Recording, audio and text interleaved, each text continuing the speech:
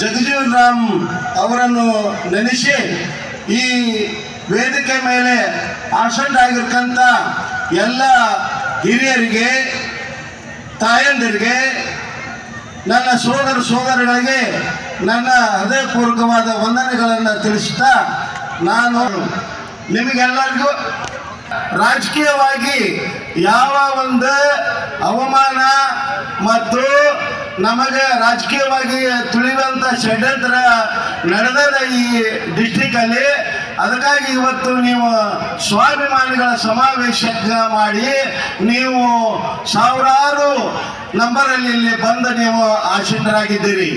ಇದು ಏನು ತೋರಿಸುತ್ತೆ ಅಂದರೆ, ಈಗ ನೀವು ಏನು ಈ ರಾಜ್ಯದ ಮತ್ತು ಈ ನಮ್ಮ ಬೆಳಗಾವಿ ಜಿಲ್ಲೆಯ ರಾಜಕಾರಣಿಗಳಿಗೆ ಒಂದು ಮೆಸೇಜ್ ಕಳಿಸ್ತಾ ಇದ್ದೀರಿ.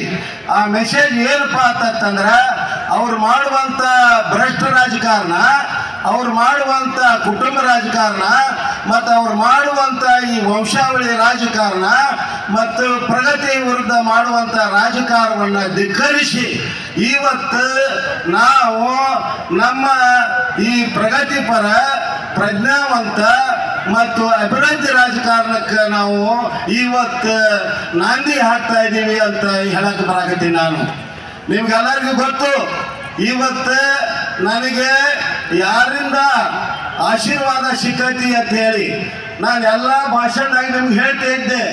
ನಾವು ಬಾಬಾ ಸಾಹೇಬರ ವಂಶಾವಳಿಗಳು, ನಾವು ಬಾಬಾ ಸಾಹೇಬರ ವಾರಿಸುದಾರರು, ಬಾಬಾ ಸಾಹೇಬರ ರಕ್ತದ ನಮ್ಮ ಮೈಯಲ್ಲಿ ಹರಿತೈತೆ ಅಂತ ನಿಮ್ಗೆ ಯಾವಾಗ ಹೇಳ್ತಾ ಇದ್ದೆ.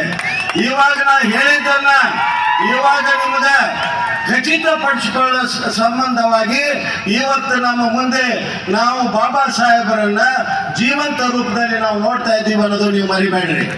ಯಾಕಂತಂದ್ರೆ ಇವಾಗ ಬಿ ಶಂಕರಾನಂದ ಸಾಹೇಬರು ಹೋದ ನಂತರ, ರಾಜಕೀಯ ರಂಗದಿಂದ ಅವರು ಹೋದ ನಂತರ ಇಲ್ಲಿ ಡೋಂಗಿ ಜನ ಬುದ್ಧ, ಬಸವ, ಅಂಬೇಡ್ಕರ್ ಫೋಟೋ ಇಟ್ಕೊಂಡು ಕೊಳ್ಳಾಗ ಹಾಕೊಂಡು ನಮ್ಮ ಜನತೆಯನ್ನು ದಾರಿ ತಪ್ಪಿಸುವ ಕೆಲಸ ಮಾಡ್ತಾ ಇದ್ದಾರೆ ಅನ್ನೋದು ನಿಮಗೆ ಗೊತ್ತೈತಿ. ಆ ಡೋಂಗಿತನದ ವಿರುದ್ಧನೇ ನಾನು ಹೋರಾಡ್ತಾ ಇದ್ದೀನಿ, ನಾನು ಸಂಘರ್ಷ ಆಗತ್ತೆ ಅಂತ ನಿಮ್ಗೆಲ್ಲರಿಗೂ ಗೊತ್ತೈತಿ. ಅದು ಇವಾಗ 2023 ಏನು ಕರ್ನಾಟಕ ವಿಧಾನಸೌಧ ಚುನಾವಣೆ ನಡೀತು, ಆವಾಗನ ಶಂಭು ಸರ್ ಯಾರು ಮತ್ತು ಬಾಬಾ ಸಾಹೇಬರ ಸಂತತಿ ಏನು ಅಂತ ನಾನು ಅವ್ರಿಗೆ ತೋರಿಸ್ಕೊಟ್ಟೀನಿ. ಇವತ್ತು ಲೋಕಸಭಾ ಚುನಾವಣೆ ಬರ್ತಾ ಇದೆ, 2 ದಿನ ಇದೆ, ಮೇ 7ನೇ ತಾರೀಕು. ನೀವೇನು ಇವತ್ತು ಸಾವಿರಾರು ನಂಬರಲ್ಲಿ ಬಂದಿರಿ, ಸಾವಿರಾರು